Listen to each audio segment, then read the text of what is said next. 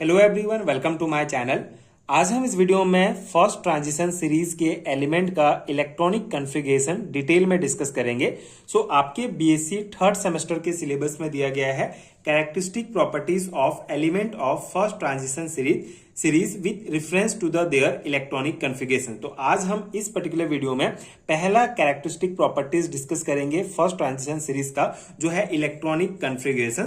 फिर एक एक करके जो हमारा आगे का दिया गया है सिलेबस में कैरेक्टरिस्टिक प्रॉपर्टीज, जैसे atomic and ionic radii, ionization potential, variable oxidation state, magnetic properties, colour, complex formation tendency and catalytic activity, इतना आपका टॉपिक दिया गया है आपके सिलेबस में, जो सभी टॉपिक बहुत इंपॉर्टेंट है, बहुत इंपॉर्टेंट कैरेक्टरिस्टिक प्रॉपर्टीज हैं। तो आज हम स्टार्ट करते हैं पहला हमारा कैरेक्टरिस्टिक प्रॉपर्टीज जो है इलेक्ट्रॉनिक कॉन्फ़िगरेशंस। पिछली वीडियो में हमने डिटेल में डिस्कस कर लिया है कि किस प्रकार से आप डी ब्लॉक एलिमेंट्स का इलेक्ट्रॉनिक कॉन्फ़िगरेशन निकालेंगे। यहाँ पे हम टेबल में इसका डिस्कस करेंगे कि फर्स्ट ट्रांजिशन सीरीज के जो एलिमेंट है उनका इलेक्ट्रॉनिक कॉन्फ़िगरेशन किस प्रकार से निकाला जाता है एंड किस प्रकार का उनका इलेक्ट्रॉनिक कॉन्फ़िगरेशन दिया गया है, एंड इसके जो इंपॉर्टेंट पॉइंट्स हैं सभी को एक एक करके डिस्कस करेंगे।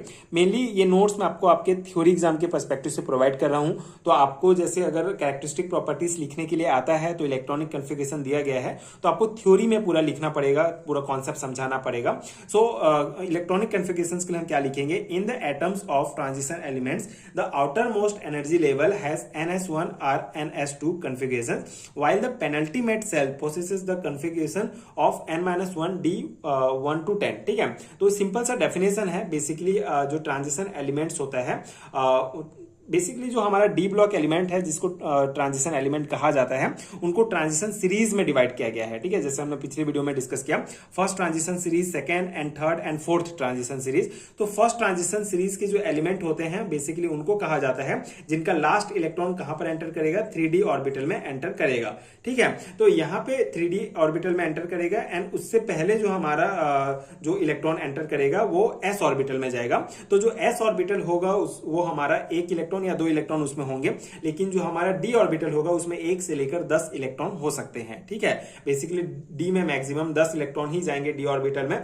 तो अगर n-1 D 1 to 10 पेनल्टीमेट इसलिए कहा गया है क्योंकि रूल्स के हिसाब से पहले मान लो हमारा 4s ऑर्बिटल है तो ये पहले भरेगा, उसके बाद फिर जो अगर हमारा इलेक्ट्रॉन बच जाता है तो वो फिर 3D में जाएगा। ठीक है, तो ये 4 हमारा हो गया।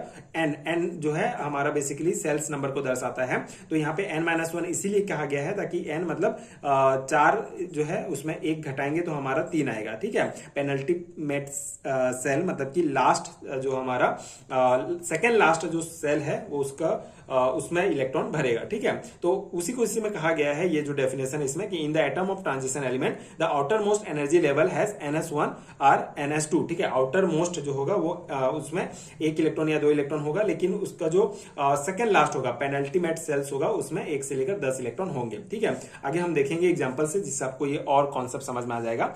Therefore the general electronic configuration of atom of first transition series is, ठीक है, ये बहुत इंपॉर्टेंट है, ये आपको अच्छे से याद रखना होगा।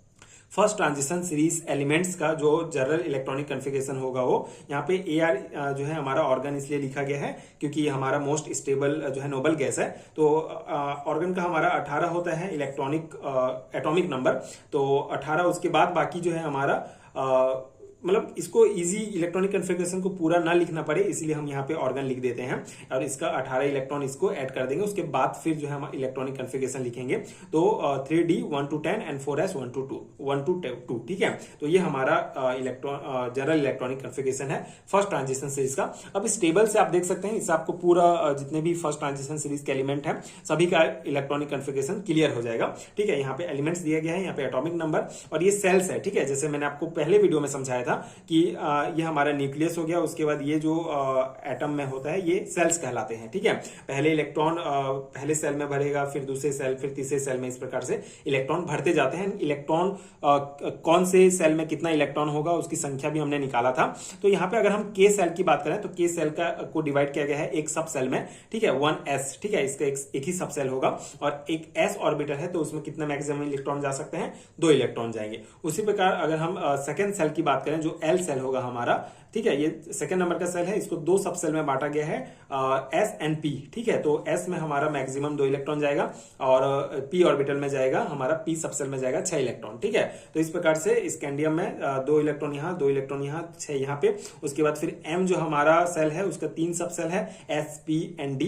तो यहाँ पे एस में जाएगा 2, फिर पी में 6 और डी में अब यहाँ पे 1 क्यों आएगा, क्योंकि हमारा जो इलेक्ट्रॉन है वो पहले 4s ऑर्बिटल में भरेगा, फिर बच गया 1, तो 1 जो है हमारा फिर 3d में जाएगा, ठीक है। तो इस प्रकार से ये हमारा electronic configuration first transition series में भरता है। अब यहाँ पे टाइटेनियम का अगर हम देखें तो सेम होगा, बाकी तो इलेक्ट्रॉनिक कन्फिगरेशन यहाँ पे एक एटॉमिक नंबर इसका बढ़ा, मतलब 1 इलेक्ट्रॉन बढ़ा, तो यहाँ पे डी की जगह 2 हो जाएगा, यहाँ पे वेनेडियम में 3 हो जाएगा। अब यहाँ पे मेन आपको ये क्रोमियम को ध्यान रखना होगा और ये कॉपर का ध्यान रखना होगा, ठीक है। ये दोनों जो है तो एक्सेप्शन है, कुछ अलग केस है इसका, ठीक है। तो यहाँ पे आप ध्यान देख रहे होंगे कि यहाँ पे 4 आना चाहिए, ठीक है, मतलब कि 2 इलेक्ट्रॉन यहाँ पहले 4s में भरेगा, फिर बाकी बच गया 4 इलेक्ट्रॉन, यहाँ पे 3d में भरना चाहिए। लेकिन यहाँ पे क्या होता है, ये अगर कोई भी एलिमेंट है उसका अगर हाफ फील्ड है, मतलब हाफ भरा हुआ है या कंप्लीट भरा हुआ है, मतलब डी जो हमारा सब सेल है इसमें मैक्सिमम 10 इलेक्ट्रॉन जाएंगे, तो उसका हाफ कितना हुआ, 5 हुआ, और फुल क्या हुआ, 10 हुआ। तो या तो हाफ हो या फुल हो, अगर हाफ होगा तो भी ज्यादा स्टेबल होगा बाकी की तुलना में, अगर फुल है तो स्टेबल होगा ही होगा। तो ये क्या करता है, क्रोमियम जो है अपने आप को हाफ फील्ड करने के लिए 1 इलेक्ट्रॉन जो है यहां से ले लेगा, मतलब 4s में जो है 1 ही इलेक्ट्रॉन भरेगा और बाकी इसमें 5 भरेगा, जिससे ये ज्यादा स्टेबल हो जाएगा, ठीक है। सेम फिर आगे जो है मैग्नीज का वही है, ये भी हाफ फील्ड होगा, ठीक है। ये तो नॉर्मली हाफ फील्ड होता, लेकिन स्पेशल केस क्रोमियम का इसलिए है क्योंकि इसमें 4 होना चाहिए अगर रूल्स को देखें, लेकिन इसमें 5 होता है, ठीक है, ताकि ये ज्यादा स्टेबल बन सके। उसी प्रकार बाकी भी इलेक्ट्रॉनिक कन्फिगरेशन आप देख लेंगे, ठीक है, सिंपल है, बहुत सिंपल है, आपको रूल्स के हिसाब से भरना है। एंड यहाँ पे कॉपर का भी वही केस है, यहाँ पे 9 होना चाहिए रूल के हिसाब से, लेकिन यहाँ पे 10 होता है ताकि ये कंप्लीटली फील्ड हो जाए, मतलब एक जो एस ऑर्बिटल में भरना चाहिए 1 इलेक्ट्रॉन, वो आके डी ऑर्बिटल में भर जाता है, ठीक है। तो ये सिंपल सा इसका जो है कॉन्सेप्ट है, ये 2 इंपॉर्टेंट कॉन्सेप्ट आपको ध्यान रखना होगा, जिसको आप थ्योरी में किस प्रकार लिखेंगे उसको यहाँ पे हम देखते हैं। So the electronic configurations of chromium, जिसका एटॉमिक नंबर 24 है, and copper disobey the general trend and this thus display an abnormal behavior, ठीक है। तो ये बेसिकली जो जनरल ट्रेंड होता है उसको फॉलो नहीं करते हैं और एबनॉर्मल बिहेवियर शो करते हैं क्रोमियम और copper. This can be explained with the help of the significant generalization that either exactly half filled or completely filled subcells possesses extra stability, ठीक है। तो या तो completely filled हो या half filled हो, तो वैसा सबसेल जो हो वो ज्यादा एक्स्ट्रा स्टेबिलिटी शो करता है। इसी कारण ये हमारा क्रोमियम और कॉपर जो है ये जनरल ट्रेंड जो रूल है उसको फॉलो नहीं करता है।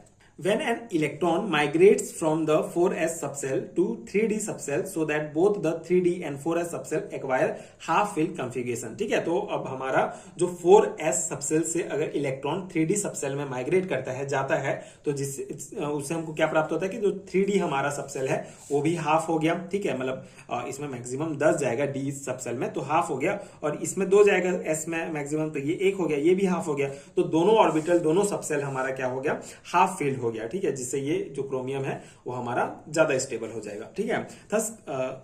Thus chromium has the configurations 3d5 4s1 just like in copper, and electron shift from 4s subcell to 3d subcell so that the 3d subcell becomes completely filled when 4s attain half fill configuration. This leads to the extra stability for the electronic configuration of copper, ठीक है। Chromium की तरह copper भी same है, वो भी general trend rule follow नहीं करता है, वो भी क्या करता है अपने आप को कंप्लीटली फिल करने के लिए 4s सबसेल से 1 इलेक्ट्रॉन 3d सबसेल में आ जाता है, ठीक है। तो ये हमारा बेसिक कॉन्सेप्ट है। पहला हमारा इंपॉर्टेंट कैरेक्टरिस्टिक प्रॉपर्टीज है, तो ये आप इलेक्ट्रॉनिक कन्फिगरेशंस अच्छे से ध्यान रखेंगे। बेसिकली आपको जो है अगर थ्योरी एग्जाम में पूछा जाएगा, मान लो 10 नंबर में पूछा जाता है, तो आपको 5 कम से कम तो पूछा जाएगा जो कैरेक्टरिस्टिक प्रॉपर्टीज को समझाइए, तो ये इलेक्ट्रॉनिक कन्फिगरेशंस का हो गया। इसको आप अपने हिसाब से कम ज्यादा करके लिख सकते हैं नंबर के हिसाब से। जैसे अगर आपको ये 4 नंबर में पूछा गया तो आपको ये पूरा कंप्लीट लिखना पड़ेगा, कम से कम 2 पेज आप लिखेंगे और पूरा कॉन्सेप्ट समझाएंगे, ये टेबल बनाएंगे तो ज्यादा अच्छा रहेगा। बेसिकली मैं आपको आपके सेमेस्टर एग्जाम्स की प्रिपरेशन करा रहा हूँ बीएससी 3rd सेमेस्टर के लिए, तो आप थ्योरी एग्जाम में किस प्रकार लिखेंगे उस अकॉर्डिंग मैं आपको नोट्स प्रोवाइड करूंगा एंड बेसिक कॉन्सेप्ट समझाने का प्रयास करूंगा जितना मुझे समझ में आता है। एंड आई होप कि ये आपको समझ में आ गया होगा, ये नोट्स आपके एग्जाम प्रिपरेशन के लिए हेल्पफुल रहा होगा। नोट्स के लिए आपको नीचे डिस्क्रिप्शन बॉक्स में लिंक भी मिल जाएगा, आप चेक कर सकते हैं। एंड आप थर्ड सेमेस्टर के पूरे वीडियोस देखने के लिए प्लेलिस्ट भी चेक कर सकते हैं। एंड आई होप कि ये पूरा कॉन्सेप्ट आपको समझ में आ गया होगा। एंड आगे के वीडियोस देखने के लिए चैनल के साथ जुड़े रहिए। Thank you so much for watching.